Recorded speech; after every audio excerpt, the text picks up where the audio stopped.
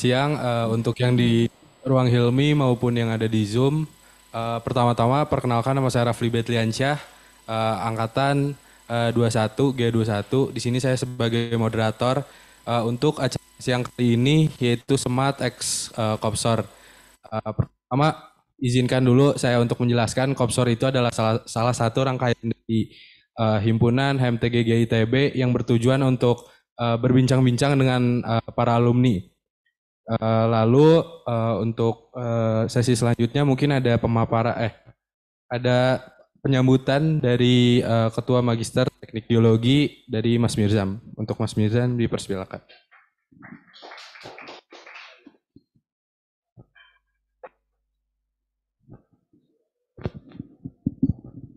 Baik, terima kasih moderator. Bismillahirrahmanirrahim. Assalamualaikum warahmatullahi wabarakatuh. Yang saya hormati pembicara siang ini Mas Arius Dimara, di tengah kesibukannya ini masih berkenan hadir ke sini secara langsung. Kemudian para dosen yang hadir secara langsung serta mahasiswa, dan Mas dan Mbak yang tidak bisa saya buat satu persatu yang hadir juga secara daring. Tadi saya lihat beberapa senior, kolega dan teman-teman hadir di sana. Siang ini kita beruntung nanti mendengarkan paparan secara langsung dari Vice Presiden PT Timah, yaitu Mas Arius Dimara. Ini perlu kita ketahui bersama bahwa saya tidak tahu apa yang memanggil Mas Arius di sini gitu ya. Tadi menyapa semua guru-gurunya dengan sangat ramah sekali. Pembimbingnya pun ada ternyata Pak Edi Subroto begitu ya. Tapi permintaan saya itu kalau tidak salah baru hari Rabu itu tuh, mohon maaf sekali. Saya karena satu dan lain hal terlewat gitu ya. Dan Mas Arius itu menyanggupi. Apakah apakah kemudian terlalu tinggi sepertinya. Jadi izinnya tinggal ketok sebelah aja gitu ya. Tapi terlepas dari itu artinya ya itulah kira-kira ya alumni kita gitu ya. Jadi katanya memang tempat paling bagus ya keluarga itu ya, rumahnya sendiri, keluarga sendiri. Dan hari ini Mas Aris berkesempatan hadir di tengah waktu yang sangat mepet untuk berbagi pengalaman buat kita semua dan juga tentunya adik-adik. Itu saja saya pikir ya, nanti kita juga sudah tidak sabar apa yang ingin disampaikan dari pengalaman panjang yang dimiliki Mas Arius. Dan teman-teman mohon bisa dimanfaatkan terutama para mahasiswa S1, S2, S3 dan mahasiswa S2 ya Pak Yan ya. Karena kita punya kelas manajemen keekonomian mineral yang ini saya pikir sangat relevan sekali. Baik, terima kasih sekali lagi. Wassalamualaikum warahmatullahi wabarakatuh. Baik, terima kasih banyak atas sambutannya dari Mas Mirzam. Tanpa berlama-lama lagi mungkin akan ada penyampaian materi oleh Pak Insinyur Arius Dimara yang merupakan salah satu alumni Teknik Geologi yang lulus pada tahun 94 dan sekarang menjabat sebagai Vice President di PT Timah TBK. Untuk Pak Arius dipersilakan untuk menyampaikan materinya.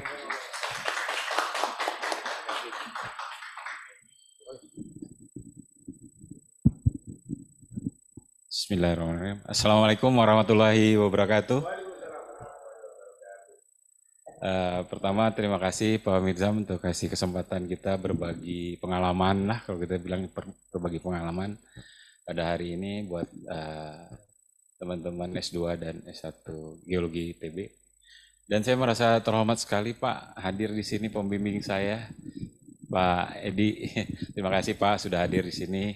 Kemudian mentor saya, jadi saya dulu punya prinsip sebelum lulus saya harus belajar estafet antara jadi mahasiswa jadi pekerja. Itu saya dimentor oleh Pak Prihadi. Pak, saya tersanjung sekali Bapak datang, dukungan supportnya lumayan membahagiakan dan nambah semangat.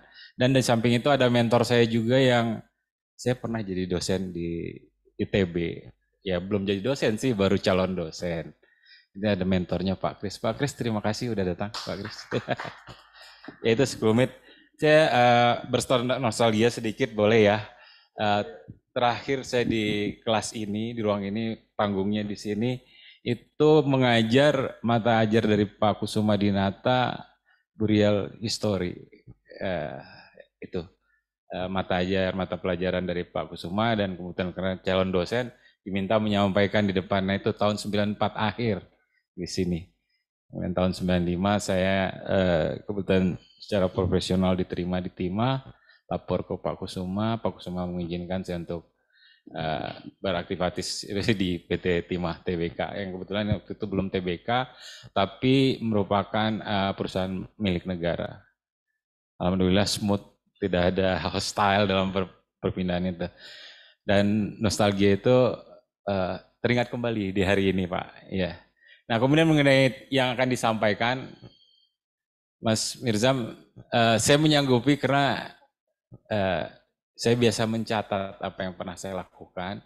Dan kenapa ini dinamakan Exploration Series? Karena Exploration itu ada eksplorasi sendiri secara keteknikan dengan kemampuan keilmuan yang kita miliki, itu ada seriesnya sendiri. Kemudian ada seriesnya bagaimana kita berkonektivitas dengan accounting. Kemudian kita beraktivitas dengan keuangan. Nah, sekarang saya coba, saya bikin beberapa seri, ada seri technical area, ada seri yang di bidang ekonomi. Jadi ya ini sebenarnya catatan-catatan ini memang untuk di-sharing, Pak, supaya terjadi transfer pengalaman. Dan nggak masalah Pak Mirzam, sehari, sejam, 2 jam juga insya Allah siap. Itu mengenai Exploration Series. Nah, pada kesempatan ini kita ingin coba membahas mengenai economic manajemennya dari sisi keekonomian. Silakan. Oh, nggak apa-apa. Biar.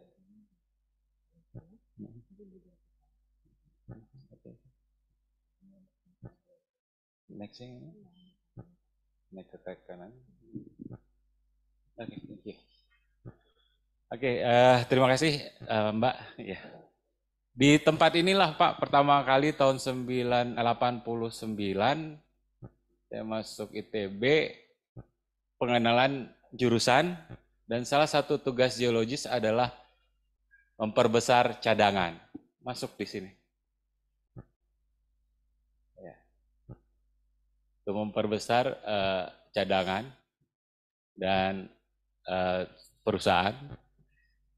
Itu diajarkan di sini di hari pertama. Kalau kita sebagai explorer, kalau kita sebagai geologi teknik juga ada macam-macam lah fungsi kita.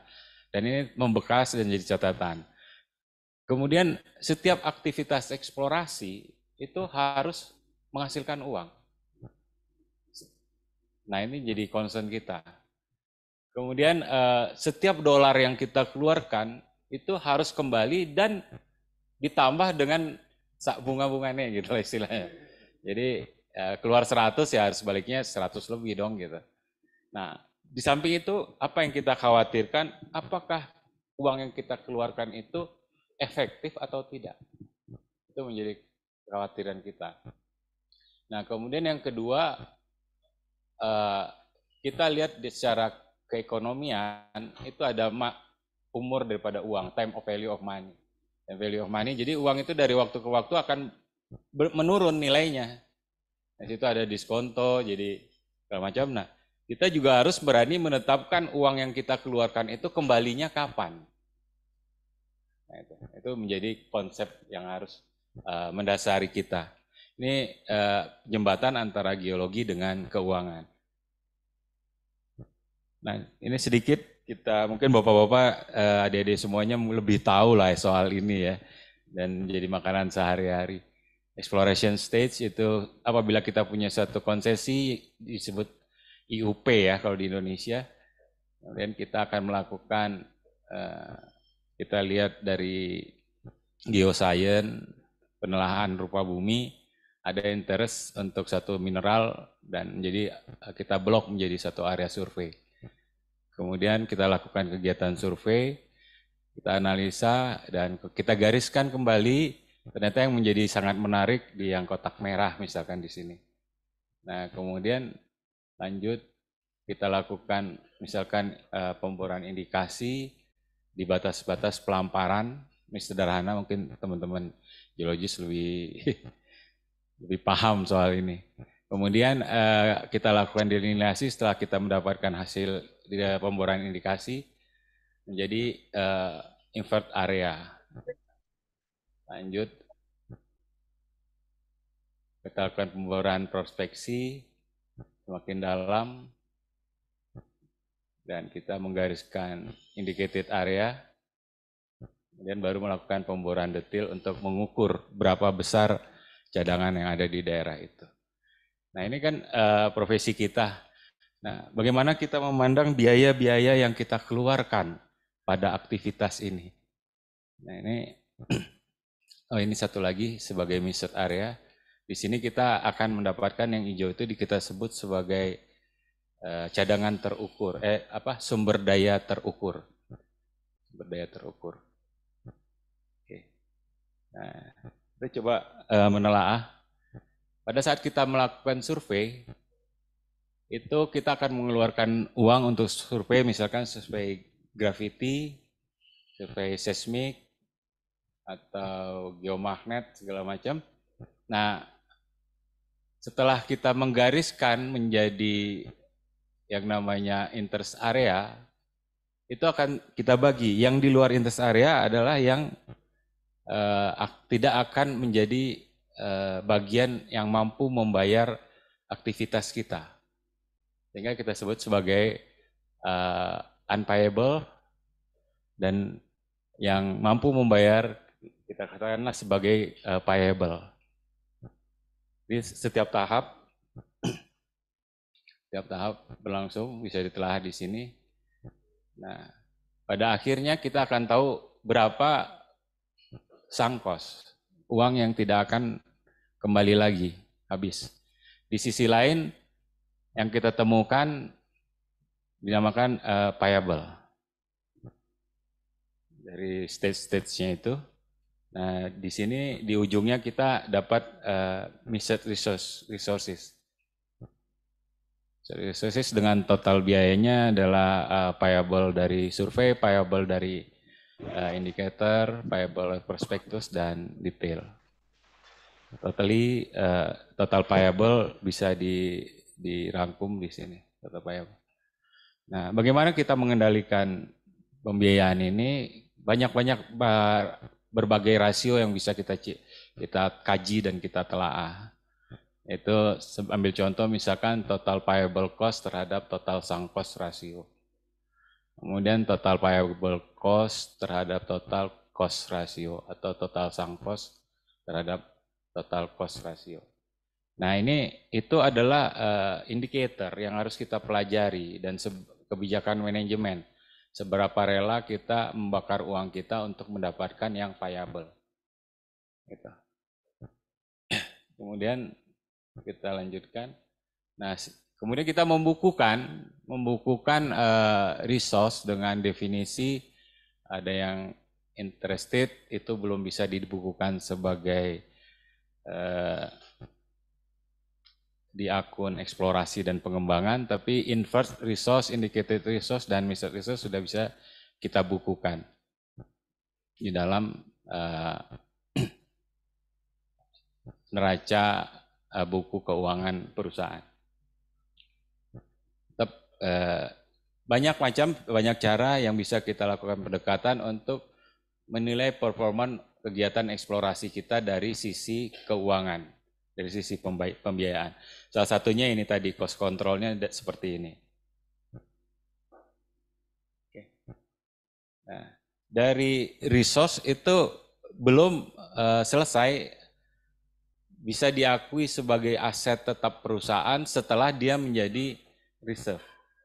Setelah menjadi reserve, di mana ada modifying factor yang harus kita cermati di sini untuk menentukan apakah temuan kita, cadangan terukur kita, cadangan indicated itu bisa diklasifikasi menjadi probable atau proven reserve. Ini ada faktor government, sosial, environment, lokal, dan marketing, metalurgi, dan seterusnya. Modifying factor. Nanti kita akan coba mendiskusikan bagaimana kita menentukan nilai ekonomi bisa menjadi proven reserve.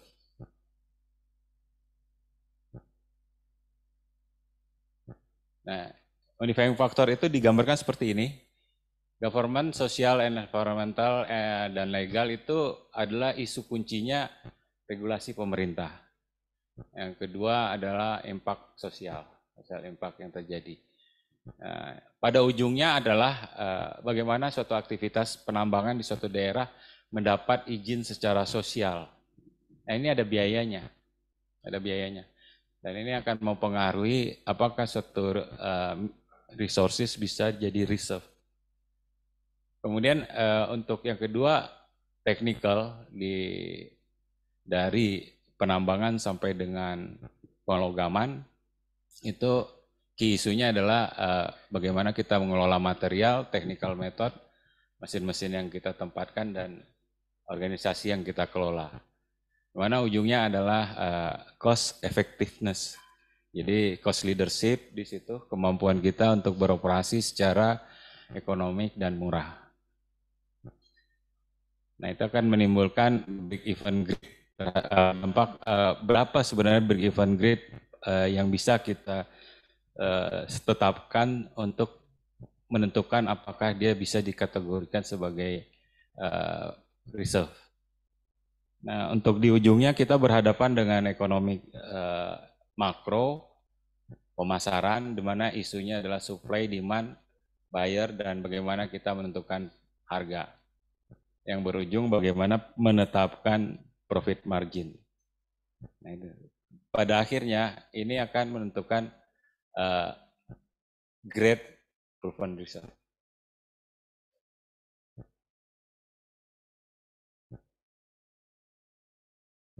Kita coba grab, saya coba gambarkan di sini start from the end. Jadi kita coba dari pasar. Kita dari pasar itu metal price, kita kasih notasi MP dan berapa dolar per ton metal price yang nanti akan diserap oleh pasar. Nah, biaya-biaya yang timbul dari B sampai dengan L kita klasifikasikan menjadi non-mining cost ya. Non-mining cost, di mana di situ ada tax, expected margin, expected return for growth, social expense, environment, seperti sudah disampaikan pada slide sebelumnya. Ini coba kita kalkulasi, sehingga kita bisa menghitung berapa sebenarnya mining cost yang fair untuk kondisi hari ini. Nah, setelah kita mendapatkan mining cost, itu metal price dikurang non-mining cost, ditambah book value cadangan yang akan digali. Nah, itu kita katakanlah Y dolar per ton.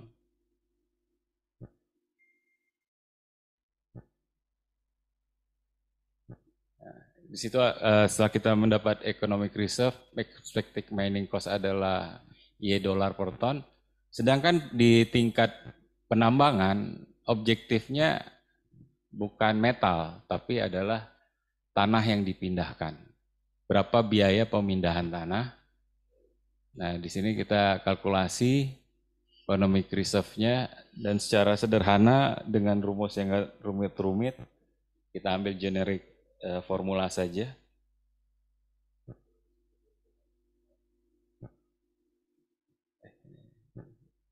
Macet.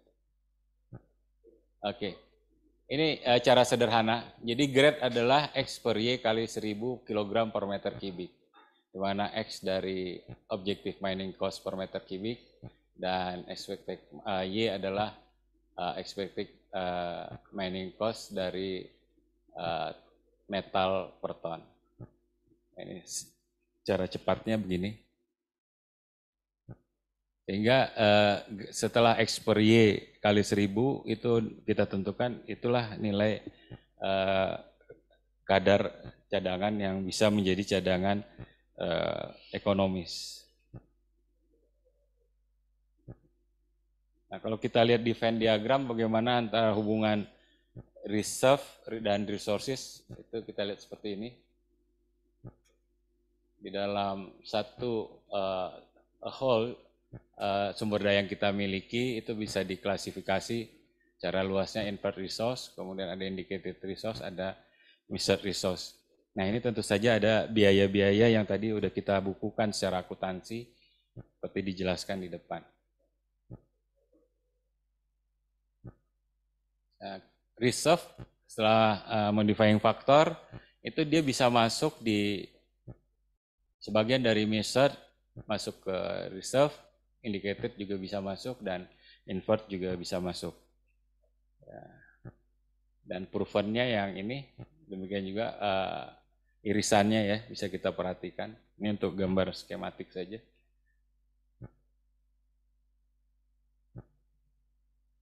Nah, ini agak mumet nih. Setelah ngelihat diagram Venn tadi, kita harus di dalam perusahaan membukukan dengan model seperti ini. Ya, kita kasih coding 1A1, misalkan 1A2. 1A berarti dia A-nya adalah probable reserve. Tapi bagian dari invert resource, kemudian ini adalah total.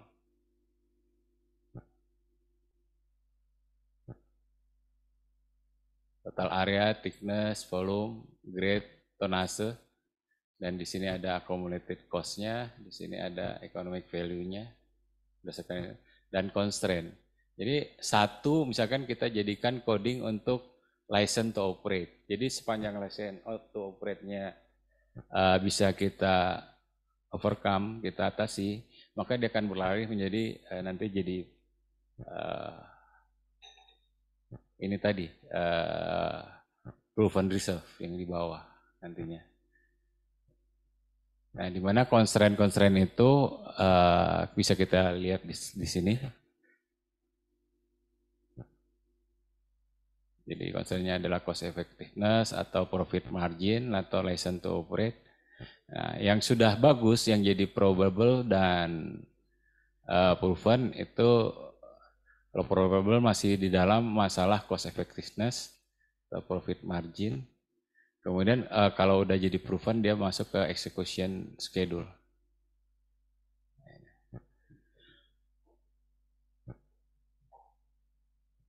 Takeaway-nya gini ya, kalau tadi kita biaya tadi yang namanya sunk cost di dalam laporan keuangan itu direct ke income statement, laba rugi tahunan. Jadi biaya habis. Sedangkan untuk yang menjadi payable itu ngumpul di termasuk license cost, izin-izin ya, itu masuk di exploration asset. Dan dia masuknya di dalam laporan keuangan itu dia ada di neraca, dibukukan sebagai aset eksplorasi dan pengembangan. Kemudian masuk ke neraca. Kemudian setiap kali digali akan dilakukan amortisasi atau reklasifikasi dan baru masuk ke laba rugi. Ini nggak bisa titik aja. Kalau bisa, kalau pointer aja.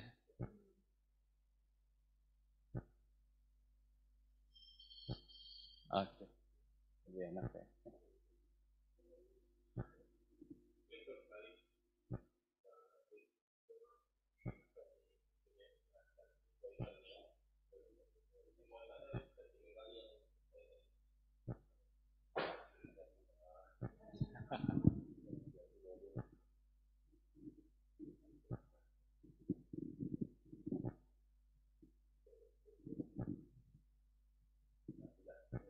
Khawatir teman-teman yang online gagal fokus. Nah ini lebih enak ya. Nah jadi kalau di sini sunk cost dibiayakan langsung pada tahun berjalan. Sedangkan yang payable kita simpan dulu di dalam neraca sebagai aset eksplorasi. Kemudian baru menjadi uang kembali pada saat diamortisasi di sini, pada saat penggalian. Dan dia masuk ke laba rugi sebagai indirect cost. Tentu saja karena ini pasif, di dalam laba rugi dia sebagai biaya, tapi secara keuangan dia adalah menghasilkan uang. Nah disitulah uang itu kembali dan diputarkan untuk melakukan aktivitas eksplorasi. Nah secara ini akuntansi, nilai aset eksplorasi itu adalah nilai perolehan. Biaya-biaya yang keluar. Jadi sebenarnya di situ ada nilai yang mengecil kalau secara uang karena satunya sudah menjadi sunk cost. Dan bagaimana biaya eksplorasi itu menjadi tetap, nah itu kita masukkan di dalam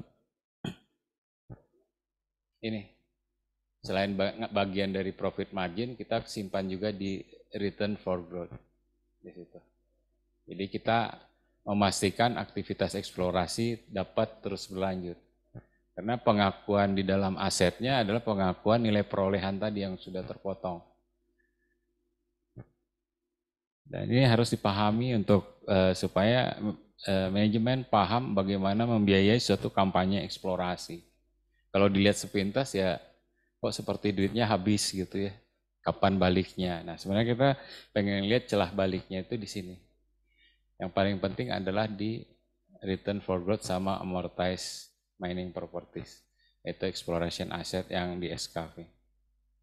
Nah, di situ nanti dilihat yang situ. Nah, ini salah satu contoh bagaimana menentukan break even grade tadi. Biaya pemindah tanah misalkan Rp32.000 per meter kubik, sehingga dengan rumus tadi kita dapat memastikan bahwa yang namanya break even grade-nya adalah di kekayaan 0,2325 kg per meter kubik. Satu contoh aja. Nah, ini di samping membukukan keuangan, kita juga membukukan nilai sumber daya dan cadangan. Nah, ini pembukuan sumber daya secara long form dituliskan seperti ini.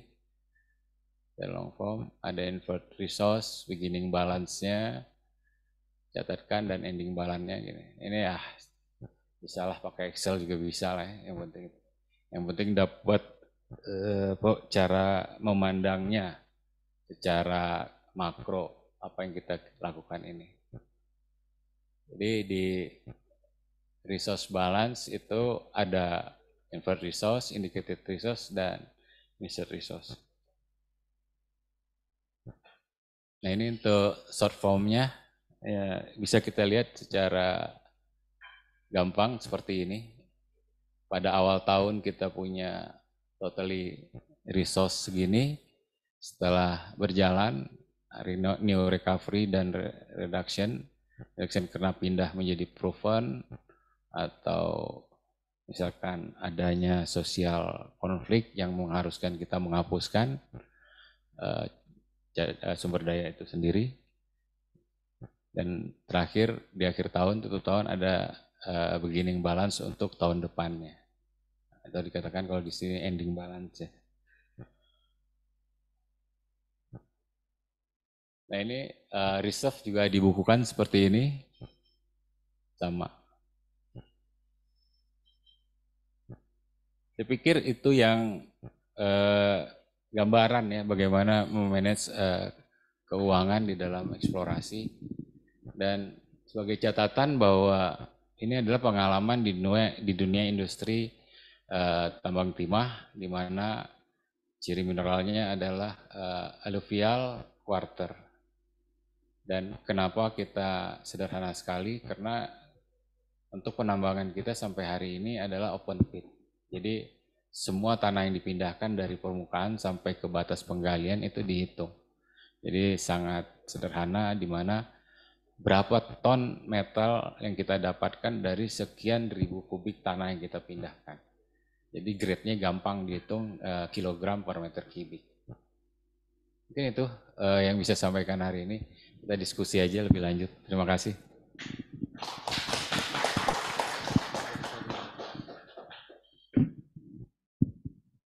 Oke, terima kasih banyak atas Pak Arius penyampaian materinya tadi. Mungkin dilanjut aja ke sesi selanjutnya, yaitu sesi tanya jawab. Untuk yang berada di Zoom maupun di ruang Hilmi, silakan untuk bertanya jika ingin bertanya gitu.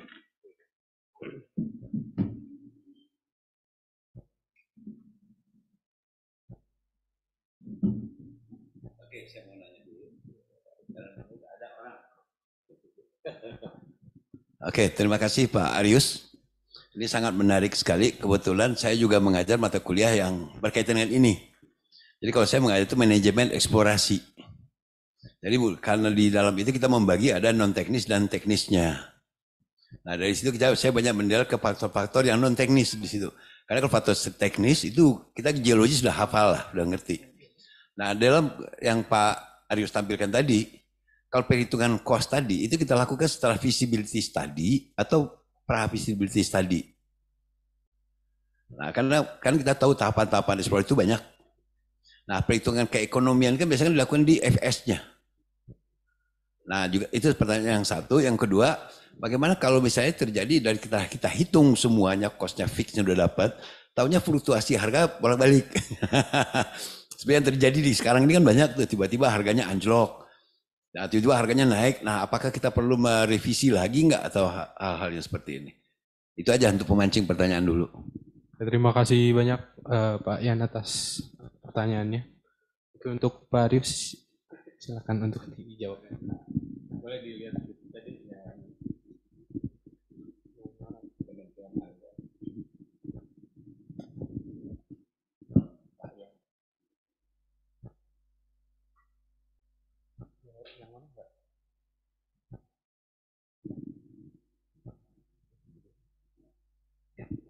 Terima kasih Pak Yan, pertanyaan yang bagus sekali untuk make clear aja ya. Kapan kita melakukannya pada feasibility study? Betul sekali Pak, karena ini adalah indeks manajemen. Jadi kita minta FS-nya coba berhitung next ya. Coba berhitung FS-nya bisa nggak sampai ke X dolar per meter kubik. Karena kesetaraannya dengan harga metal yang ada saat ini, biasanya ini nggak berubah Pak, antara royalti, pajak, expected margin, expected return for growth, social expense, dan seterusnya itu biasanya tidak berubah. Ini dijadikan ton saja karena kita supaya apple to apple. Jadi misalkan biaya sosial dalam tahun ini sekian ratus juta, dan kita mau nambang berapa ton, mau jual berapa ton metal, kita bagi. Ini cara manajemen menghitung indeksnya. Nah, begitu setelah dapat ternyata mining cost itu hanya bisa bekerja secara ekonomis di Y ton, Y dolar per ton. Nah, Y dolar per ton itu untuk aktivitas yang satunya yang disimplifikasi menjadi X dolar per meter kubik, sebenarnya itu kan untuk dapat X dolar per meter kubik itulah feasibility study Pak. Di situ ada macam-macam kan ya FS-nya itu ya. Kalau di batu bara stripping ratio segala macam, kalau di kita secara umum memang tidak ada stripping ratio, sudah menghitung kalau kita ngegali sampai 5 meter, semua volume 5 meter itu berapa dapatnya timah di dalamnya. Gitu. Betul sekali harus ada FS Pak, tapi ini guide for FS, sehingga FS itu bisa layak di kekayaan cadangan sekian. Ini rumus gampangnya. Rumus gampangnya. Ini saya pakai kalau saya di kuliah saya berikan di awal sampai FS dulu. Kalau perhitungan di FS-nya nanti ada hal yang khusus, karena takut khawatirnya masih itu berubah. Iya. Karena ini ditanya nggak banyak kaitannya dengan hal-hal yang lain. Betul Pak, betul sekali.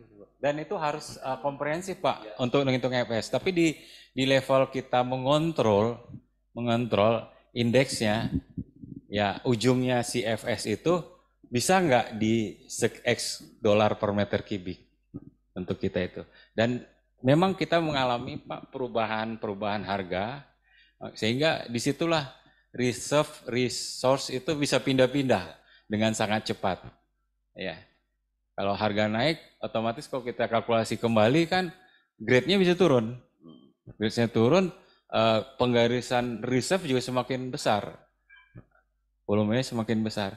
Tapi begitu harga naik ya, kalau harga turun, tentu saja grade-nya harus naik. Sehingga terjadi penciutan reserve. Dia dilempar lagi menjadi resources. Bolak-balik gitu. Ya.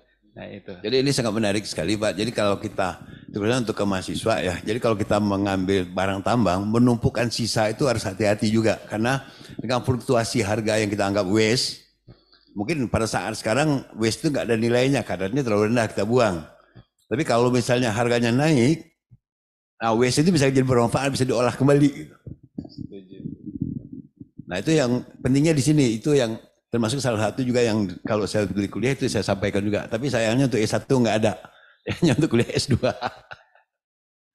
Itu aja Pak, terima kasih Pak. Boleh Pak Yan nanggapin. Satu lagi ini, Ya. ini permintaan. Nanti boleh nggak saya pakai bahan ini supaya masukkan untuk bahan kuliah? Silahkan Pak, silahkan. Ya. Dan saya minta feedback Pak, karena ini kan metode ya, salah satu metode yang kita pakai. Metode memang boleh macam-macam Pak, yang penting garis besarnya kita tahu ini mau kemana dan bagaimana membiayai eksplorasi selanjutnya. Boleh Pak, silakan. Dan mungkin satu saat nanti Pak Arius saya minta juga untuk ngisi kelas gitu. Silakan Pak, dengan senang hati Pak. Ya tadi quote dari Pak Yan ya, saya tambahkan untuk teman-teman geologis.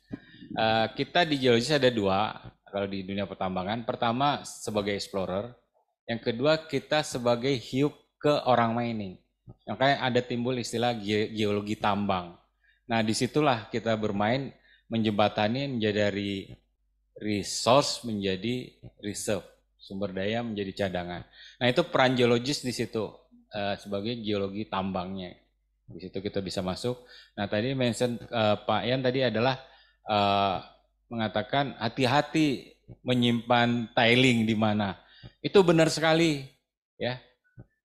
Waktu kita sebagai geologi tambang kita layout tambang, penempatan tiling atau overburden itu sangat krusial.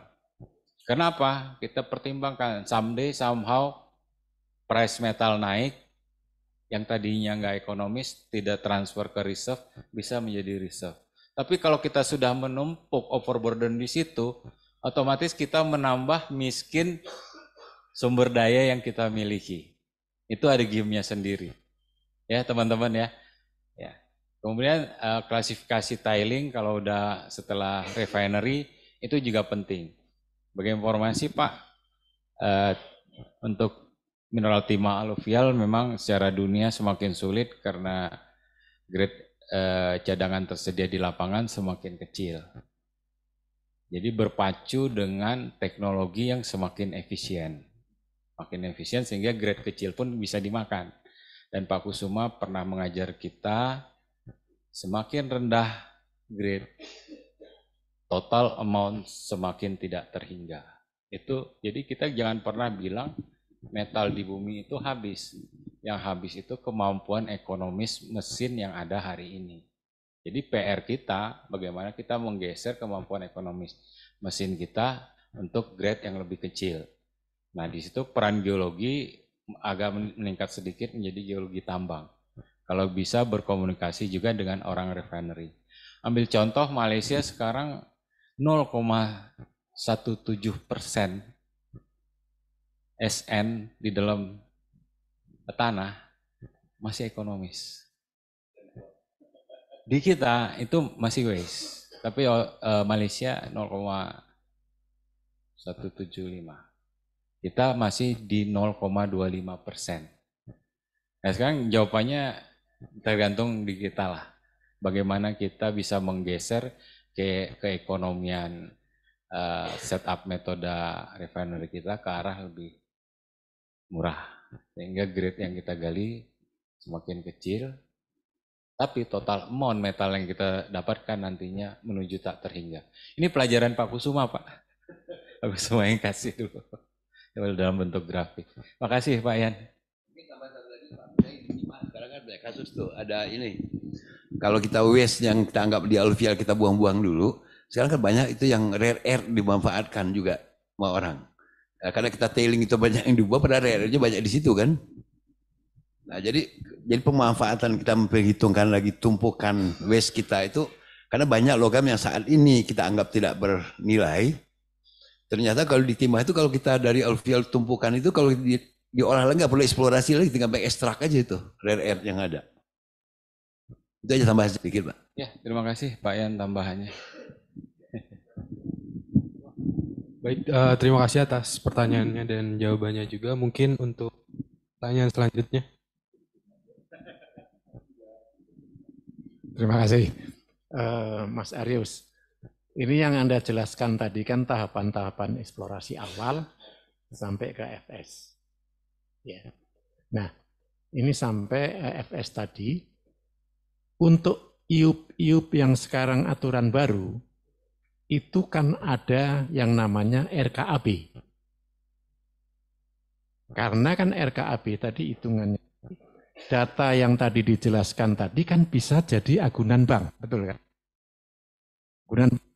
Nah, apakah betul bahwa ini adalah salah satu syarat untuk iup produksi tadi keluar harus ada RKAB yang seperti ini? Karena pada saat ini banyak iup-iup yang membuat RKAB copy paste dari tempat lain. Kasusnya nggak saya sebutin lah ya. Copy paste. Iup di sini yang bersangkutan tidak prospek secara geologi, tapi copy paste dari tempat lain dan dapat bikin RKAB dan dapat iup produksi. Ini saya senang sekali supaya kita dapat pencerahan bahwa izin-izin tadi, ya iup produksi tadi punya RKAB yang benar. Ya, itu aja.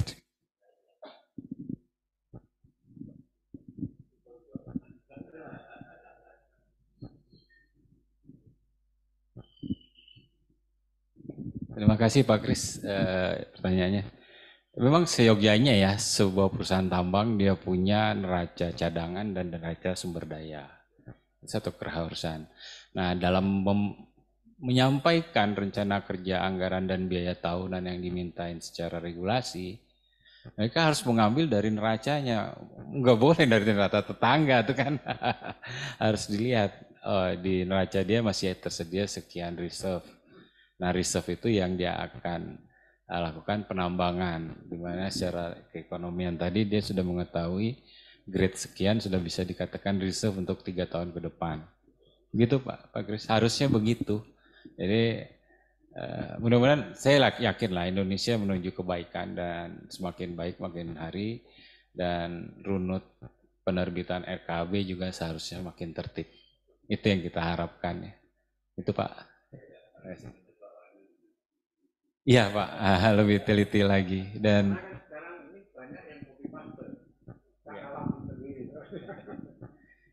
saya tidak sendiri ya kan. Kita cari geologisnya di mana, jawabannya adalah keluar Pak.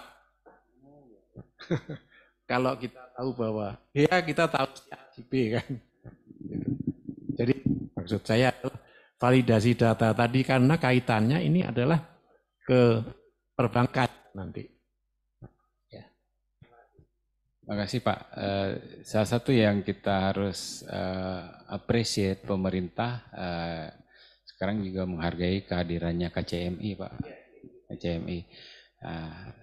Di situ saya pikir itu positif sekali ya. KCMI dia membuat memverifikasi laporan hasil eksplorasi, memverifikasi data sumber daya, verifikasi data cadangan, dan di salah satu persyaratannya juga harus menyebutkan di RKAB itu siapa kompeten personnya.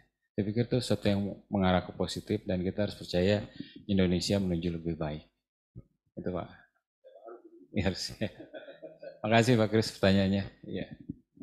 Baik, terima kasih pertanyaannya untuk Pak Kris dan jawabannya untuk Pak Aryus. Mungkin ada pertanyaan lagi dari ruang Hilmi maupun dari Zoom, dipersilakan.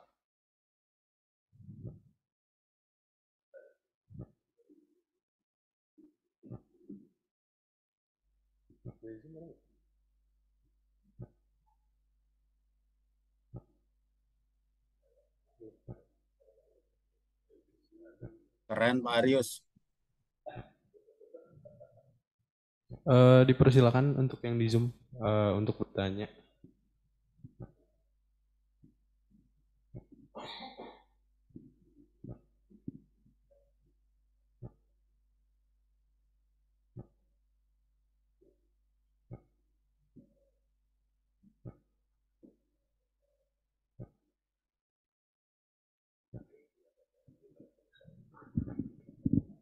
Ya, memang selama ini kita dari geologis yang kita secara di kuliah itu kita nggak pernah nyampe ke arah keekonomian, ke arah ininya manajemennya. Karena kita lebih banyak bicara ke teknisan, ke teori-teori. Nah pas kita bekerja di lapangannya, bekerja berkecimpungan dengan begini, rata-rata agak gagap kita geologis kita. Karena kita tidak diarahkan, mungkin ada mata kuliah khusus untuk mengarahkan ke sini gitu. Saya sering juga cerita dengan yang beberapa tamat sampai di lapangan, saya selalu menanyakan ke mereka, apakah mereka mau selalu jadi kuli atau mau jadi manajer. Itu tawaran yang selalu, kalau kalian mau jadi manajer, kalian harus menambah ilmu yang begini-begini. Gitu. Kalau kalian menjadi kuli cukup, ya seperti apa yang kalian dapat dari kuliah aja, itu akan tetap jadi kuli. Gitu. Nah mungkin ada masukan gimana cara merubah pandangan itu dari kita sebagai geologis menjadi ke arah yang lebih kayak mengerti dengan manajemennya gitu Pak. Nah mungkin bisa pengarahan ke sana sehingga membuka wawasan dari adik-adik kita di sini. Terima kasih Pak Yan. Pak Yan ini juga kayaknya provokator sama Mas saya nih. Provokator untuk yang lebih baik jelasnya. Adik-adik geologi S1, S2. Pertama kita harus punya kebanggaan. Kita adalah hulunya industri. Proud, harus bangga dengan itu. Geologis harus bangga. Tanpa kita, perusahaan tambang tuh nggak ada. Siapa yang cetak kue cadangan? Kita. Siapa yang memperbesar kue cadangan? Kita. Kebanggaan kita di situ. Ya, geologis itu harus bangga. Tanpa kita, industri nggak jalan. Yang saya pakai ini semua hasil kerja geologi yang diproses. Gelas, pasir, jadi kacamata. Metal, titanium di bingkainya dari kerjaan orang geologi. Baju yang saya pakai, mesinnya, besi-besinya dari kerjaan orang geologi. Kita adalah hulu. Memang yang bikin kita itu agak snap ya. Di saat pesta pengapalan pertama, penjualan perdana, nggak ada geologis. Geologisnya dipecat. Tapi kita bersuara lah di IAGI ya. Supaya bukan nyari penghargaan sih, fairness terhadap kontribusi, itu yang paling penting. Secara profesi kita perkuat di situ, dan secara profesional kita harus bangga bahwa kita hulunya industri. Nah kemudian lanjut lagi, setelah kita kerja di geologi, jangan berhenti hanya sebagai explorer. Lihat hubnya geologi itu kemana aja sambungannya. Berhubungannya kemana? Ke akuntansi jelas bagaimana mereka mencatatkan hasil kerja kita. Oh ternyata lebih kecil. Ya iya, karena yang dicatatkan adalah nilai perolehan. Di mana kita ribut cawe-cawe, kami minta bagian dari profit sama apa tadi, return for growth. Balikin dong duit kita. Nah di situ mainnya geologis. Dan suatu perusahaan industri pertambangan harus mengalokasikan return for growth. Karena sang cost sudah jelas habis di geologi. Itu sebenarnya proposal nggak terlihatnya yang harus kita sampaikan. Nah, itu bisa kita tahu kalau kita mulai mendalami bagaimana kita mengetahui akuntansinya. Nanti bagaimana kegiatan ini dibiayakan, kita belajar juga berkomunikasi dengan orang finance. Ya, banyak. Nah kalau ke tambangnya ya itu kita ke orang processing, mereka minta apa. Ambil contoh kalau di timah Pak, yang nyata sekali, mineral dressing, itu sebenarnya kan ini mesti dimentologi Pak. Gravity setting. Kenapa kita nggak ambil bagian di situ? Kita belajar distribusi ukuran, kita belajar density, ukuran kali density, volume, berarti di situ pemisahan berat. Kita bisa main di situ. Menjembatani. Dan memang sebagai individu kita harus tumbuh, jangan berhenti sampai menemukan saja. Seumur umur jadi kuli dong. Nah, makin luas yang kita ketahui, kita naik menjadi kita melihat secara lebih makro dan yang keluar adalah indeks-indeks keberhasilan. Nah itu. Jangan khawatir adik-adik masuk geologi mah enak. Satu lagi Pak, ini bagi buat teman-teman ya, buat provokasi. Kenapa saya milih geologi? Saya hobi bertualang. Bertualang secara fisik maupun bertualang secara otak. Geologis pas, fisiknya naik gunung, susur sungai, susur pantai, cari mineral. Tapi otaknya juga bertualang. Pak Kusuma juga pernah ngajarin. Di mana minyak bumi? Minyak bumi itu ada di sini. Di dalam otak kalian sendiri bagaimana kita membangun model. Dan itu adalah petualangan pikir. Sama Pak Kris bilang tadi, ya kan? Bapak Yan bilang tadi kan? Menaruh tiling hati-hati, itu petualangan pikir. Jadi geologis itu jangan lupa kalian bertualang secara pikiran dan juga bertualang secara fisik. Enak kan hidup jalan-jalan. Makanya pilih geologis itu nggak salah. Itu Pak. Hobi tersalurkan, petualangan pikiran juga tersalurkan. Dapat uangnya. Baik, terima kasih. Mungkin izin Pak, ini ada yang bertanya lewat chat Zoom dari Pak Muslimin Umar Bojing. Mungkin untuk pertanyaannya, bagaimana evaluasi ekonomi terhadap penilaian nilai kurs terhadap sumber daya atau cadangan terhadap penyusunan RKAB?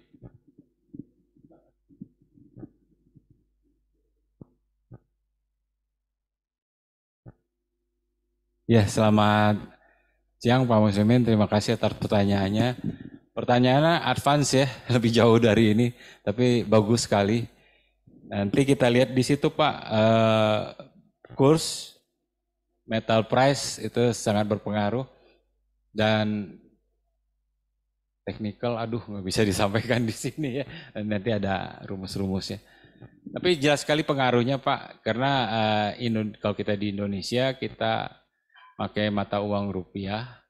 Di situ ada perhitungan arbitrasenya juga, nilai tukar, di mana kita bisa dapat gain secara langsung dari penjualan, tapi juga dapat kerugian pada saat investasi alat karena kita membeli dalam dolar. Dan itu perhitungannya sangat kompre Pak. Tapi yang penting jadi perlu kita ambil, yang penting kita menyusun item yang berpengaruh. Ya, jadi harga logam, harga kurs terhadap nilai real di Indonesia saat ini. Gitu Pak.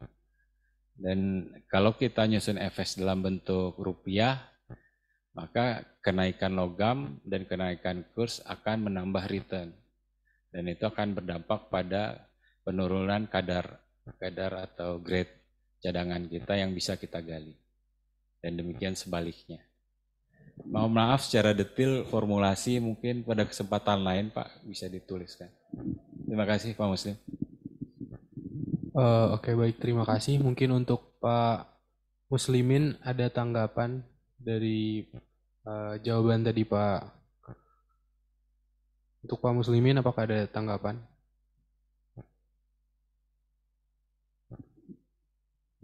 Oke, baik, mungkin untuk pertanyaan selanjutnya, mungkin dari Zoom atau dari bapak-bapak yang ada di ruang Hilmi.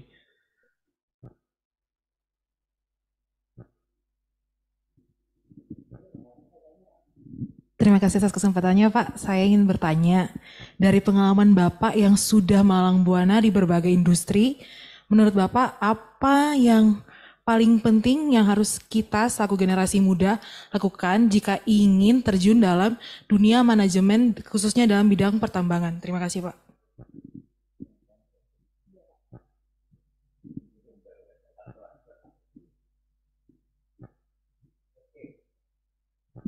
Siapa tadi namanya? Elin. Paling penting itu mencintai pekerjaan. Itu nomor satu. Kalau kita udah mencintai pekerjaan, kita akan mendalaminya. Dan yang kedua konsistensi. Udah cinta ya konsistensi kita kan. Apa bentuk konsistensi? Begitu masuk, kalau saya ini ya, saya punya buku bodoh Pak. Ya dulu mentornya Pak Priyadi juga sih. Jadi mencatat apa, bagaimana, dan apa solusinya, catat problemnya. Ternyata secara manajemen operasi baru sadar belakangan input, proses, output. Jadi karena kita mencintai, banyak nyatet, nanti dalam periode perjalanan hidup kita dapat pengalaman lagi, mulai disesuaikan, mulai tersusun, terstruktur. Oh ternyata ini tuh ada input, proses, output, ada kriteria. Tapi yang paling penting nggak ada itu semua. Yang penting adalah kita mencintai pekerjaan. Itu yang paling penting. Dan kedua konsistensi. Terima kasih Mbak Irene. Ya. Oke baik, pertanyaannya dari Mbak Elin. Mungkin ada lagi yang mau bertanya, mungkin dari teman-teman GEA atau dari bapak-bapak sekalian yang ada di Zoom maupun di ruang Hilmi.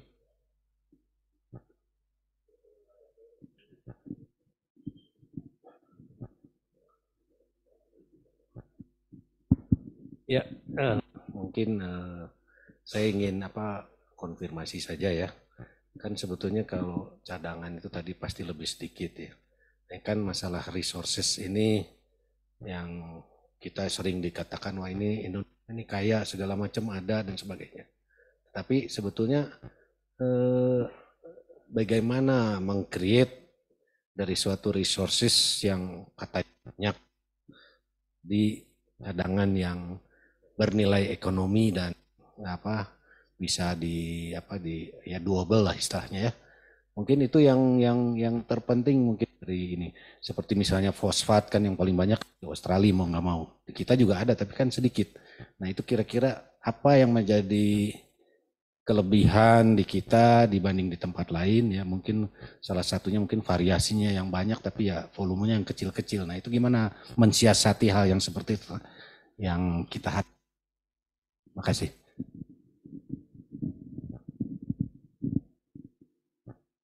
Terima kasih Pak Priadi. Ini sepertinya tukar pikiran aja Pak ya. Gini kalau kita lihat Pak, secara sumber daya Indonesia itu lengkap, tapi tidak yang terbesar untuk setiap mineralnya itu bukan sebagai yang terbesar, tapi terlengkap. Tantangan terbesar kita sebagai orang Indonesia sebenarnya adalah bagaimana kita melakukan ini tadi refining sama itu tuh proses metallurgical cost. Dua itu Pak. Semakin murah dan easy to play, plug and play karena kita scatter it tidak dalam bentuk jumbo besar gitu hiuk. Kita bisa main di situ. Tantangan kita di situ. Nah, tapi kalau dilihat-lihat Pak, masyarakat itu sebenarnya lebih kreatif Pak. Seperti emas-emas yang di Maluku itu ya, dengan teknologi tepat gunanya mereka yang kita sendiri enggak sebagai akademisi kadang-kadang kalau saya ngelihat itu kok nggak mau mikir ke sana gitu. Nah itu. Jadi kalau untuk kita tuh ke teknologi itunya tadi refining cost sama refining sama metallurgical process. Kalau kita udah bisa kuasai itu.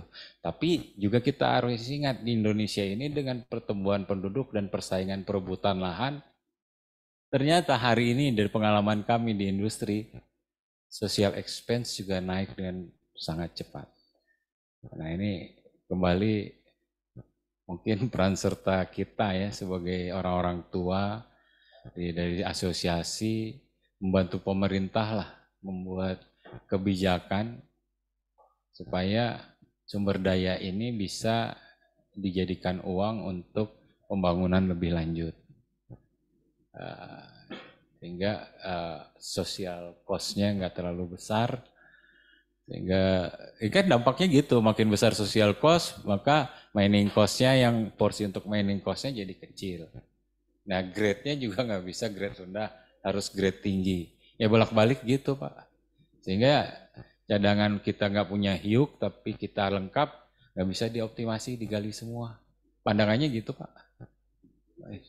Sistem. Terima kasih Pak. Oke, baik. Terima kasih Pak Pri atas pertanyaannya. Mungkin ada yang ingin bertanya lagi dari teman-teman dan juga dari bapak-bapak sekalian yang di Zoom maupun di ruang Hilmi.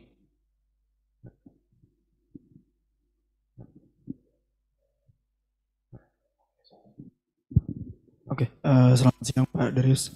Perkenalkan saya Nanda Setiawan, salah satu mahasiswa dari Teknik Geologi 2020. Izin bertanya tentang mungkin menanggapi poin yang tadi sih Pak tentang mencintai pekerjaan. Nah itu kan apabila kondisinya kami tuh sudah di dalam kondisi bekerja gitu atau udah masuk di dunia industri. Sementara kami untuk mahasiswa itu kan masih belum masuk ke sana. Nah itu mungkin apakah ada hal-hal yang perlu kami lebih persiapkan lebih matang seperti pengalaman atau mungkin nilai yang baik, atau apabila Pak Darius juga berkenan mungkin bisa sharing sedikit tentang perjalanan dari Pak Darius sendiri gimana? Itu Pak, terima kasih.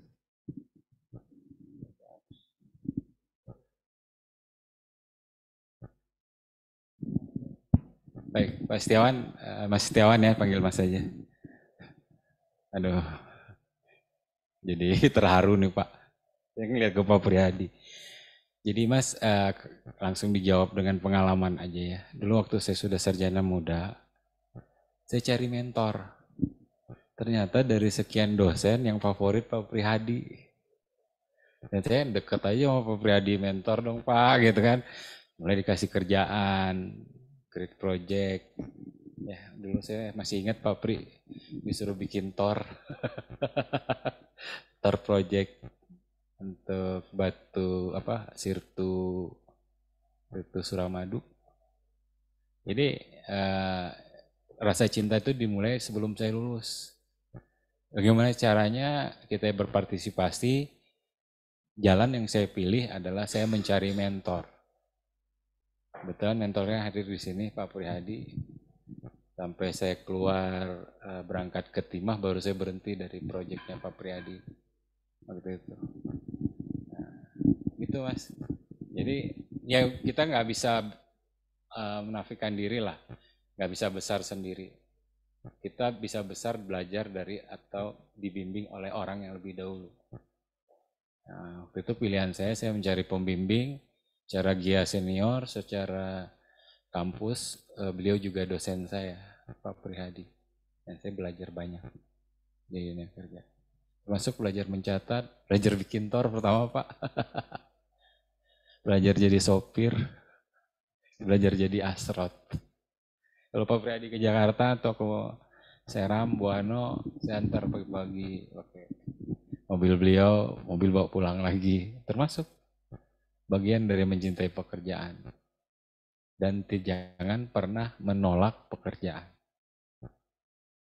Yang penting bagaimana menetik hikmah pekerjaan itu dan kaitannya sama bidang kita. Anggap pekerjaan yang diberi itu adalah pengkayaan dan pendewasaan diri. Mana geologis kok tiba-tiba disuruh bikin tor? Agak ngerti. Nolak, agak. Belajar sama dalam. Ya, itu Mas. Makasih ya. Baik, terima kasih atas pertanyaan dan jawabannya dari Pak Arius. Mungkin apakah ada yang ingin bertanya lagi kepada Pak Arius dari Bapak-Bapak yang ada di Zoom maupun di Ruang Hilmi?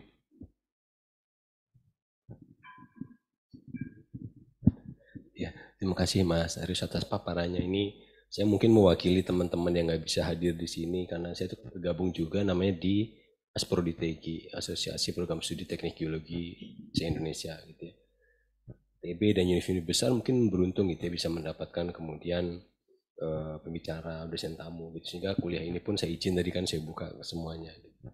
Nah, adakah kemungkinan buat program studi ataupun para mahasiswa yang tergabung dalamnya, dosen gitu ya, untuk bisa mengenal lebih dekat dengan dunia pertambangan khususnya di PT Timah gitu ya, kesempatan MBKM, tugas akhir, kemudian untuk disertasi dan sebagainya gitu ya.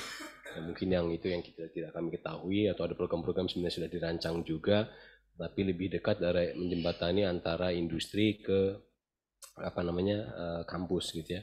Karena sering sekali kita juga mendapatkan yang namanya gap gitu ya, ketika lulus di sini ternyata tidak semua beruntung seperti Mas dapat pengalaman dan mentor yang baik, ketemu seorang Pak Apri atau dosen yang lainnya, tapi ada juga yang tidak tertampung sehingga akhirnya mereka harus struggle dengan sendirinya. Nah, kira-kira itu seperti apa Mas ya? Apakah kemungkinan kami dari Asproditegi ini juga terlibat lebih dekat dengan program Mas gitu ya? Ada program yang dirancang khusus dari PT Timah untuk turun ke bawah top down atau seperti apa yang mungkin kami belum tahu. Kebenaran di Zoom juga ini hadir, mudah-mudahan bisa didengarkan dan diimplementasikan lebih dulu. Itu saja Mas, terima kasih. Terima kasih Pak Mirzam. Officially saya nggak bisa jawab kerjasama dengan Timah, mohon maaf sebelumnya. Tapi saya lebih baik cerita tentang pengalaman. Waktu PIT IAGI kemarin saya ketemu sama karyawan baru Timah, alumni kita juga geologi ITB. Dan mereka bertiga Pak, ada yang kerja di emas, ada yang kerja di nikel, dan kemudian ketemu di Pangkal Pinang PIT IAGI kemarin. Yang surprise saya tiga-tiganya kerja praktek di Timah.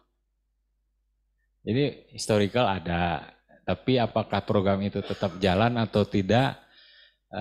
Maaf hari ini saya secara official nggak bisa jawab. Ya.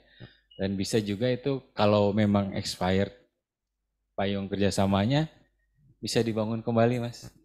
Jadi dibangun kembali dengan cara dan ketentuan baru tentunya kan ya. Dan seyogyanya harus ada kerjasama sih industri dengan university untuk menjawab tantangan global yang selalu berubah dari hari ke hari dan juga untuk meningkatkan kualitas sumber daya kita ya. Salah satu yang ada sekarang ini kan magang ya, proses magang itu juga bisa masih ada dan berjalan proses magang. Mungkin bisa dijajakin Pak Mirza untuk itu ke Timah secara official. Mohon maaf ya nggak bisa jawab. Terima kasih. Kalau ini tadi mewakili Asbor di TG, kemudian mewakili asosiasi profesi di IAGI gitu ya. Adakah kemudian harapan khusus misalnya dari pihak industri, Mas mewakili pihak industri gitu ya? Apa yang sebenarnya harusnya dilakukan gitu ya, dan bisa dikontribusikan dari asosiasi profesi seperti IAGI. Ya, mungkin nanti kebenaran minggu depan tuh kita ada West Java Geology Forum, beberapa stakeholder bertemu dari akademisi, industri dan pemerintah. Mungkin kami ingin mendengar juga gitu ya, Mas mewakili industri kira-kira peran apa yang harusnya diambil ahli geologi yang tergabung dalam asosiasi profesi. Mungkin agak di luar topik ini Mas ya, gitu ya. Terima kasih.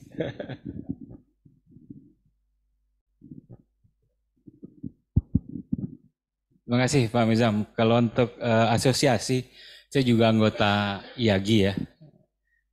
Anggota IAGI. Kemarin sempat diskusi dengan ketua terpilih. Ada satu harapan sih,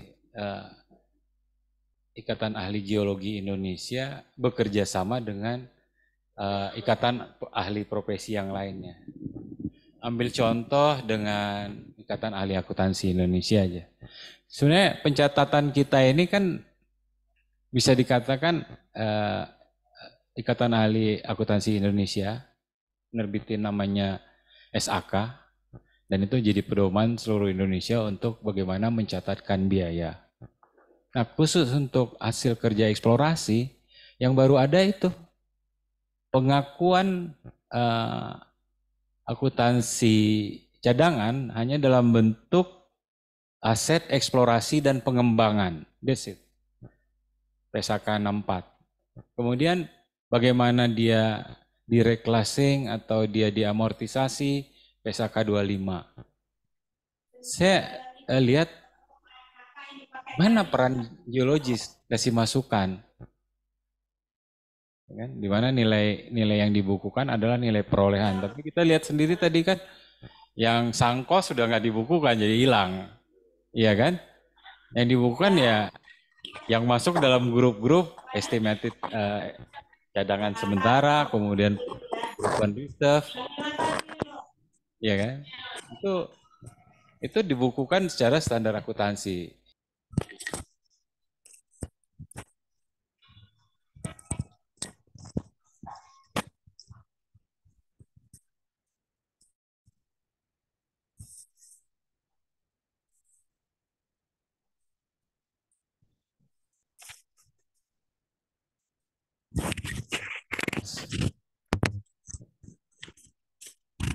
Masukan juga jadi bagus kan, apa itu sudah benar diklasifikasikan sebagai di akun eksplorasi dan pengembangan, apa ada akun lainnya, estimasi perolehan, karena misal ambil contoh Mas, cadangan nih, biaya untuk dapetinnya dengan cara-cara tadi cuma 5M, Dibukukan 5M itulah karena cost-nya cuma 5M. Tapi nilai resource-nya bisa 50M. Makanya tadi kita introduce di situ adanya return for growth. Itu kan jalan keluar aja. Oh, udahlah, uang sangkos ditutup dari return for growth aja. Sama sedikit dari profit margin.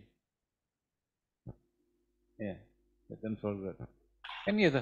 Nah, jadi kalau ada komunikasi bisa sama-sama. Itu contoh ke akuntansi.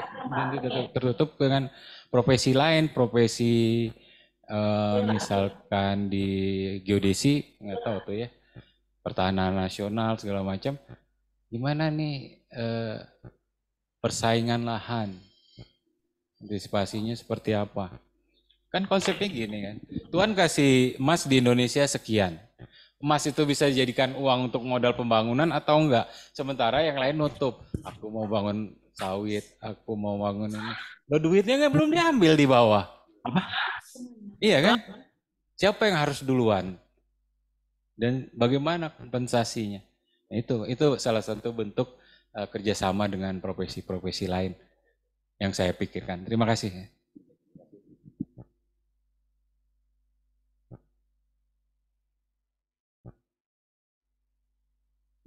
Oke, baik. Terima kasih atas jawabannya Pak Arius. Mungkin dari Pak Andri dari Zoom sudah raise hand tadi dan mungkin ingin bertanya. Dipersilakan Pak Andri.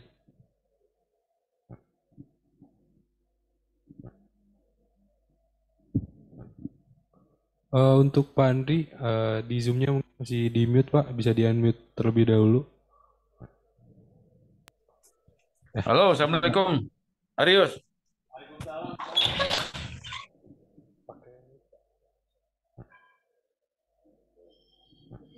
Waalaikumsalam Pak Andri.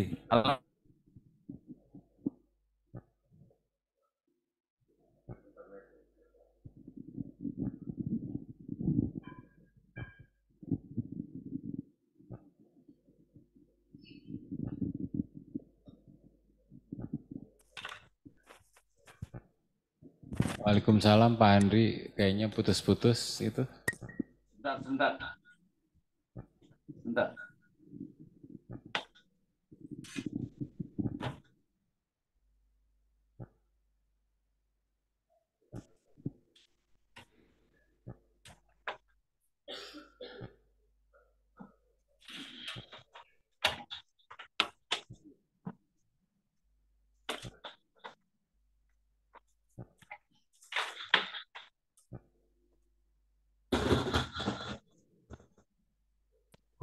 Halo.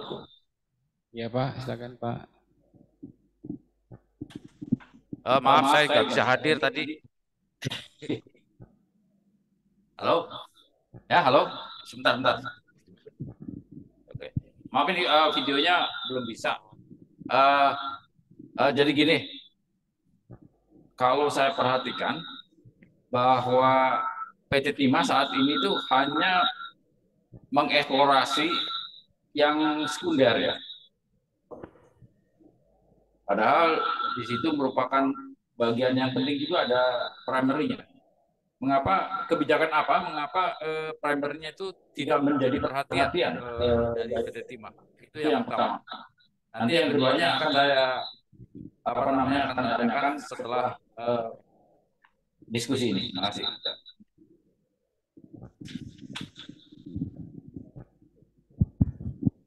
Terima kasih Pak Andri, mudah-mudahan kameranya cepat solving pemasangan kamera. Pertanyaan yang bagus Pak, PT Timah tidak pernah membatasi ke primary deposit Pak. Kita punya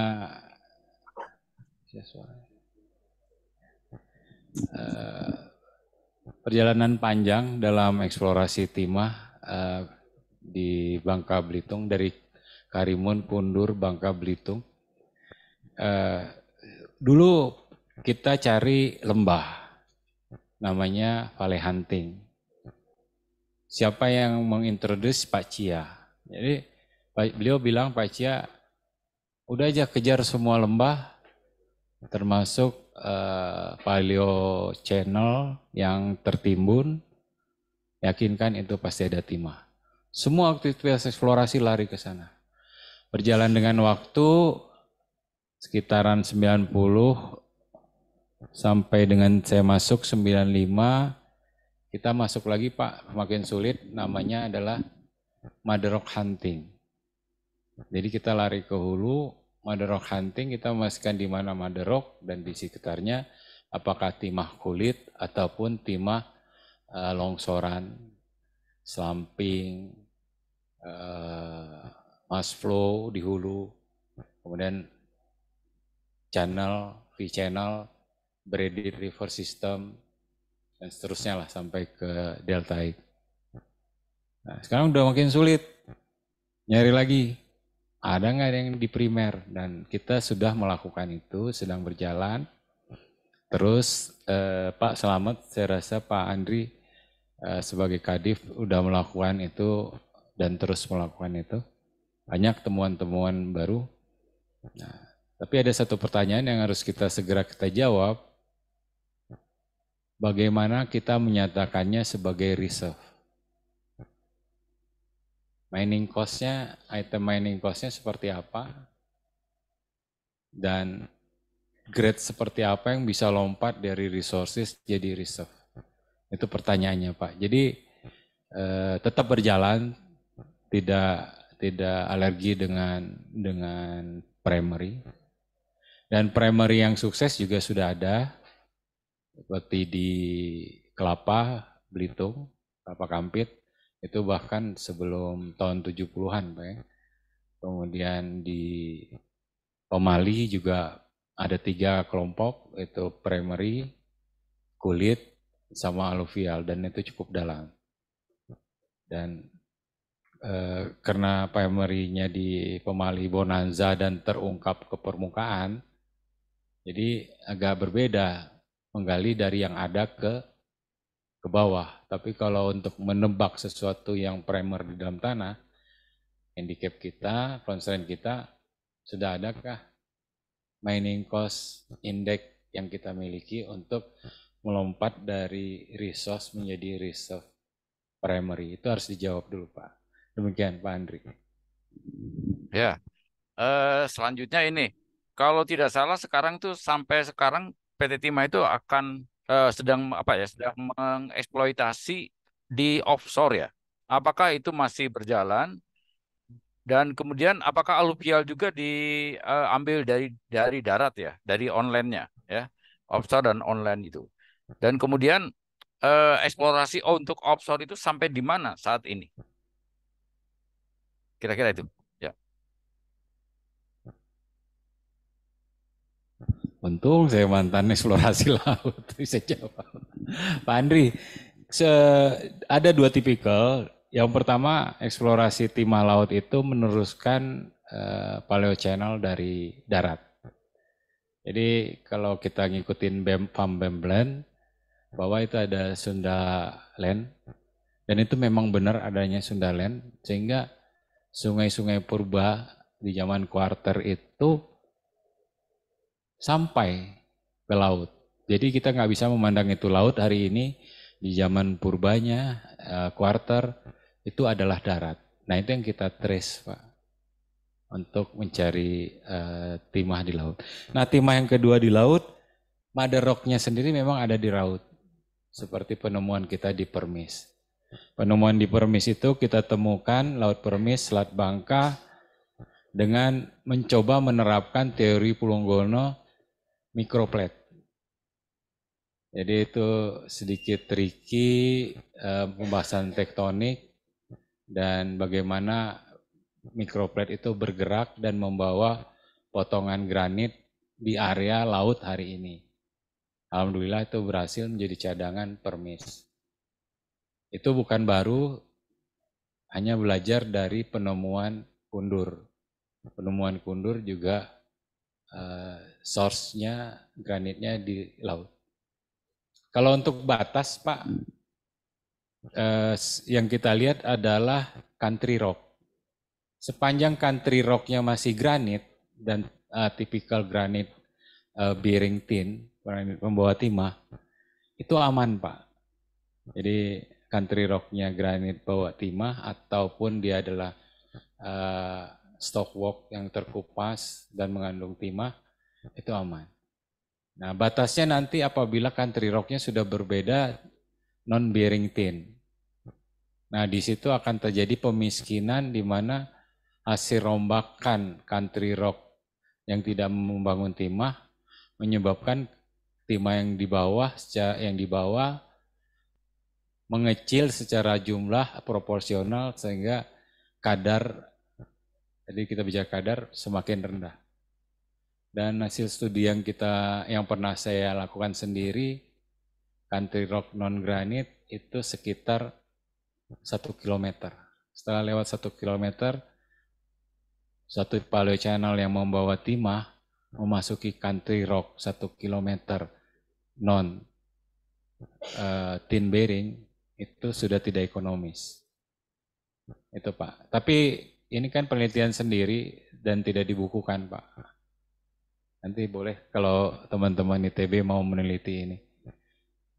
Itu berkaitan dengan ilmu sedimentasi, saltasi, rolling, dan sebagainya lah. Pak Kris ada jagonya di sini. Nah, itu gimana ukuran mineral dan jauh pelamparannya. Demikian Pak Andri. Ya.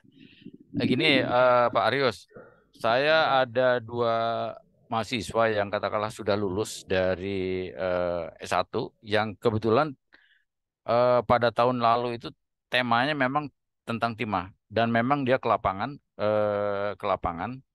saya lupa tuh lapangannya itu di daerah mana itu ya, saya lupa itu di agak di selatan itu ya, di selatan Bangka itu.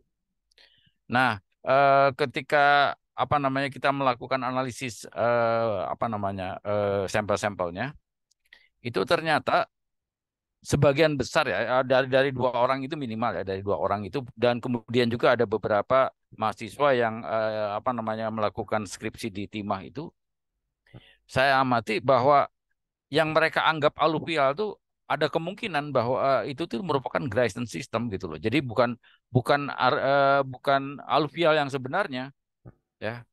Karena saya pernah juga diskusi cukup intensif dengan Profesor Al-Rubini almarhum yang menyatakan bahwa banyak yang menganggap bahwa yang putih-putih di Bangka Belitung itu aluvial gitu.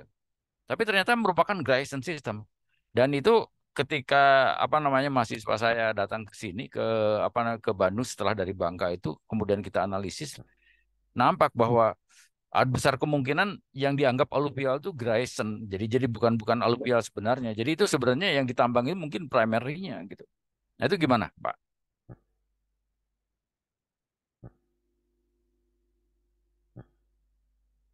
Terima kasih Pak Andri. Barangkali mereka di hulu itu Pak untuk pengambilan datanya. Iya mungkin ya. Iya. Jadi drainage system bisa di hulu gitu. Kan model-model pengendapannya kan banyak Pak. Ada koluvial, timah kulit, kemudian longsoran, mud flow, bukan mud flow istilahnya aku lupa nih, longsoran gitulah. Ya longsoran ya. Di hulu seperti kipas aluvial gitu ya. Nah kemudian setelah itu dicuci kembali, masuk ke dalam lembah yang masih V, sempit, dan itu terendapkan juga. Kemudian baru di tengah-tengah ada yang braided. Tapi kalau mau ngelihat contoh yang braided river system terbaik itu bisa dia lihat dari kolom-kolom pemboran di Kundur Pak. Itu sangat jelas terlihat. Dan jadi di situ terlihat kalau istilah kita di timah kan mengadop bahasa Cina ya. Kong, mincan gitu ya. Kalau kong itu adalah body timah yang langsung batas akhir daripada penggalian batuan primernya, bukan batuan sedimennya. Itu kong. Nah, umumnya timah pas di atas kong. Tapi itu namanya kaksa. Tapi ada juga timah yang ada di atas namanya mincan. Nah, itu kelihatan dia sebagai endapan sandbar gitu Pak, kelihatan Pak. Dan kita bisa ngelihat di darat juga ada beberapa tempat kita masih jelas struktur sedimennya. Bisa dilihat. Mungkin aja studinya pas berada di hulu. Jadi drainage system aja. Gitu Enggak, Pak. kalau saya perhatikan sih gini, artinya kalau aluvial itu biasanya kan terbukti biasanya apa namanya dari butirannya relatif rounded ya. Kalau ini betul-betul apa namanya masih masih tajam-tajam dan kelihatan bentuk-bentuk kristalnya. Jadi ini saya curiga juga ya kemungkinan itu Grayson system yang karena sistem aluvialnya di morfologi itu nggak kelihatan gitu. Tapi oke lah itu teori ya. Jadi sifatnya mungkin bisa diterapkan di dalam eksplorasi. Nah, yang lain saya ingin diskusikan tuh ini terkait juga dengan masalah ekonomi ya. Dan ekonomi ini yang terkait dengan timah ini ada gangguan sepertinya ya. Karena banyak sekali penambang-penambang ilegal yang katakanlah berperan di sana, termasuk pada konsesi timah. Dan memang timah itu kan sangat mudah ditambang ya. Jadi ada yang menambang hanya nongkrong sambil nongkrong pagi-pagi itu ngayak dapat timah. Kemudian juga ada yang katakanlah di ponton-ponton yang ya kecil lah di kedalaman 1 meter di tepi laut itu sudah bisa dapat. Nah itu gimana nih PT Timah memanage ya mungkin ya sosial ya sosial problem seperti ini.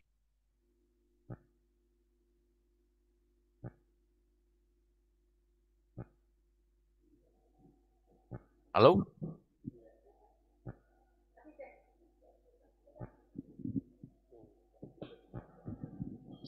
Terima kasih Pak Andri. Itu betul banget, kita lihat di slide aja Pak. Jelas sekali itu. Kalau kita disuruh bertarung bebas, lawan kita hanya punya unsur cost-nya ini Pak. J dan K. Gimana mau dilawan sama kita yang punya B sampai M, sampai L, dan O. Ya kalau pertarungan tak seimbang namanya Pak. Itu yang namanya illegal metal. Jadi pertarungan tidak seimbang. Dan tidak seimbangnya seperti apa? Maksudnya merugikan PT Timah atau gimana nih? PT Timah harus item cost jelas dari E sampai L. Terus tambah N dan O. Mereka nggak punya ini karena mereka illegal mining, Pak. Jadi sebenarnya balik-balik ke pemerintah sendiri bagaimana regulasinya. Dan kita nggak bisa menafikan bahwa kenyataan hari ini secara officially mereka tidak punya badan hukum, tidak bisa nambang, harusnya. Tapi kenyataannya mereka nambang. Dan posisi kita dilematisnya apa? Kita menghindari konflik sosial. Kalau kita diminta head to head, face to face sama mereka, penertiban secara langsung agak rancu juga karena kita kan industri pengamanan, kita industri penambangan. Terlalu sulit Pak. Namun demikian, Timah tetap bergerak, melakukan pengayoman, melakukan edukasi, meminta mereka menambang secara legal, tapi mengikuti tata kelola Timah. Dan tentu saja pilihan ada di mereka mau ikut atau mau kucing-kucingan. Tapi effort untuk itu tetap kita lakukan sebagai company. Dan cara lainnya adalah untuk memastikan going concern perusahaan kita tetap bermain di area yang kita kuasai dan memastikan produksi on hand kita memenuhi target produksi yang dicanangkan. Kerugiannya adalah neraca cadangan kita kacau balau, neraca sumber daya kita hancur lebur. Di buku masih ada, di alam sudah hilang. Gitu Pak kondisi hari ini Pak. Oke, baik, terima kasih Pak Andri atas pertanyaannya.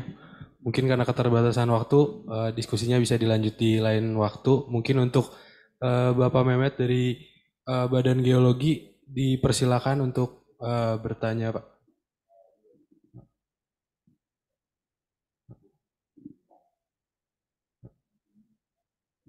Terima kasih Pak. Silakan Pak untuk bertanya Pak. Saya pengen salam dulu buat Kang Arius. Salam Kang Arius. Aduh, kangen deh. Waalaikumsalam. Gia, Gia. Aduh, saya punten Pak Mirzam. Terima kasih udah dikasih info Pak Mirzam.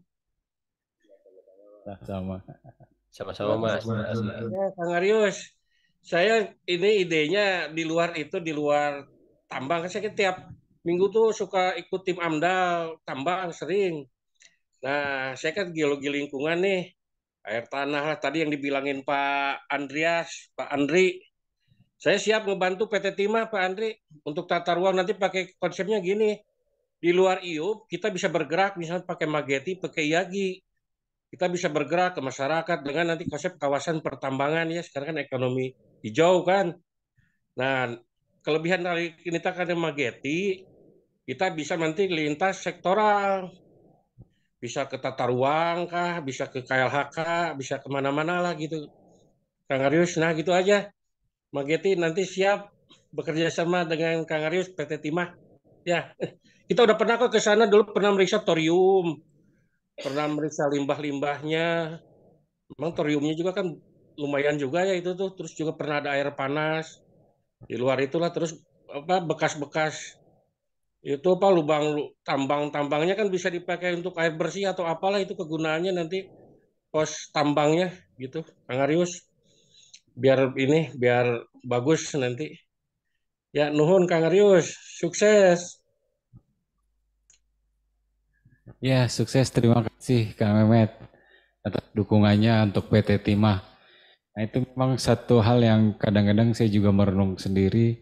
Kita ini sudah terlalu jauh dari konsep mining secara textbook ya. Bahwa sebenarnya penambangan itu tidak merusak, tapi hanya merubah bentang alam. Dan setiap pengambilan satu mineral menaikkan nilai sumber daya yang ditinggalkan.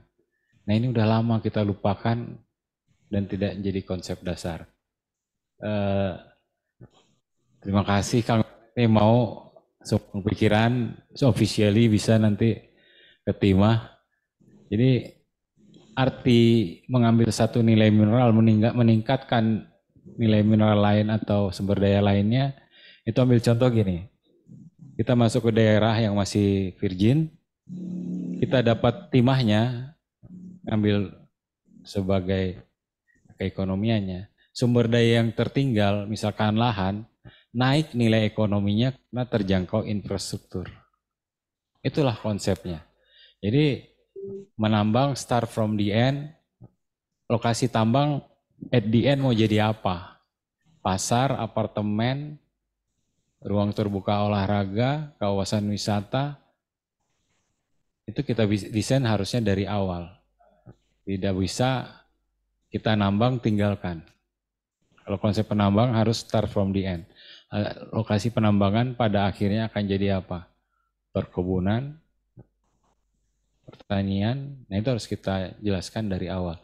Dengan masuknya saran dari Kang Mehmet, kayaknya bagus tuh Kang. Kita kembalikan aktivitas penambangan ini kepada prinsip textbook yang sebenarnya. Tapi kalau bicara sama illegal mining, mereka nggak pernah mikir itu. Aku tambang, aku ambil hasilnya, bodo amat. Mau jadi daerah kristis, bukan urusan aku. Sebenarnya penambangan bukan begitu. Akhir dari suatu penambangan apa? Harus kita definisikan dulu. Itu Kang, terima kasih Kang. Izin Kang Parius, saya pernah sebagai tenaga ahli diundang dari Bareskrim itu ke illegal mining. Pendapatnya dari Kang Arius nih, dari pengusaha tambang gimana tuh kalau misalnya dari pemerintah yang itu saya dari Bareskrim itu dari pusat, saya sebagai tenaga ahli ke lapangan ya, bukan sebagai tim saksi bukan. Kira-kira gimana menyusahkan atau gimana tuh? Mereka ahli bener ininya ada dari apa? Dari forensiknya juga Kang Aryo saya pernah menikel, tapi pada akhirnya dia ininya ada penyalahgunaan tata ruang lah, dia akhirnya ke sana itu untuk illegal mining. Kira-kira gimana tuh pendapatnya Kang Arius?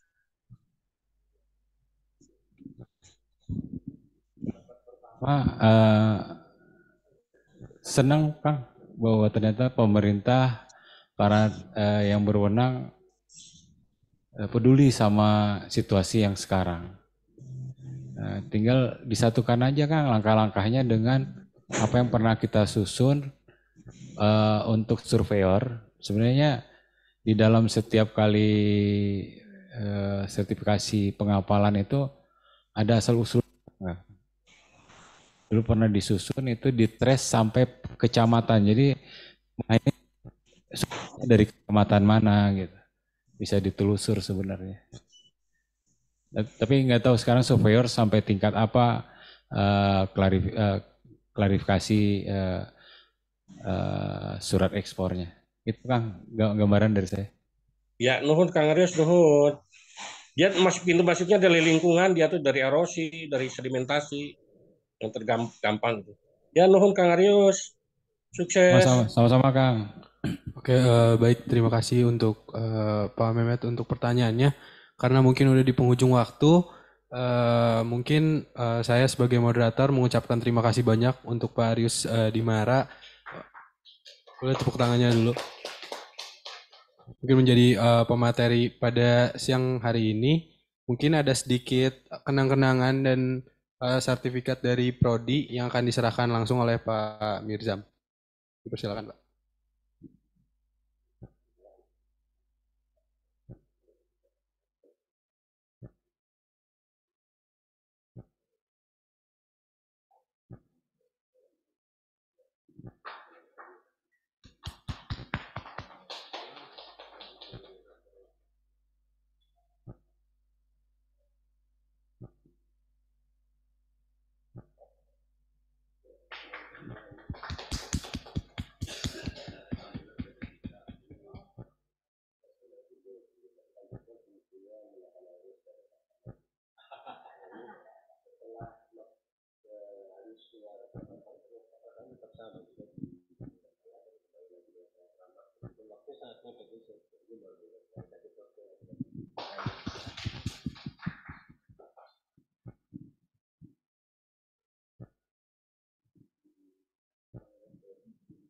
Oke, baik. Terima kasih Mas Mirzam dan Mas Arius. Karena mungkin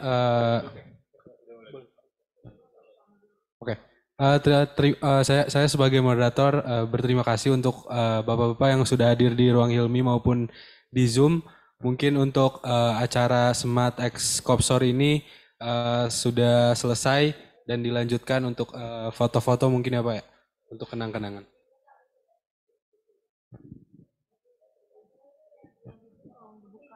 Oke, mungkin untuk bapak-bapak yang ada di Zoom mungkin bisa on cam untuk sesi foto untuk terakhir ya Pak.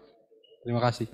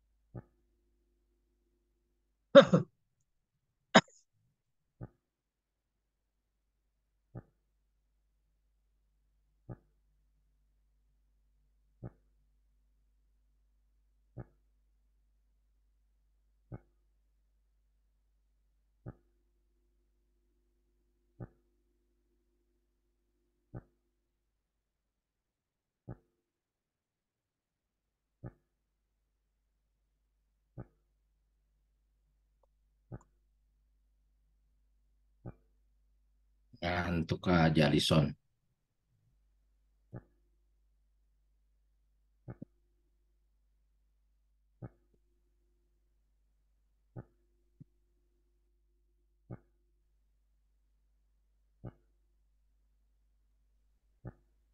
Kasihan yang bawah nggak kelihatan.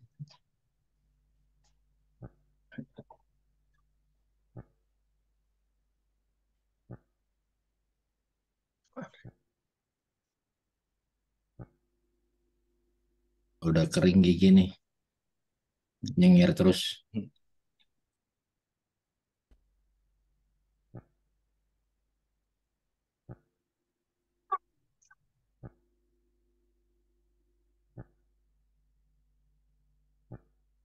Udah pamit ya. Assalamualaikum.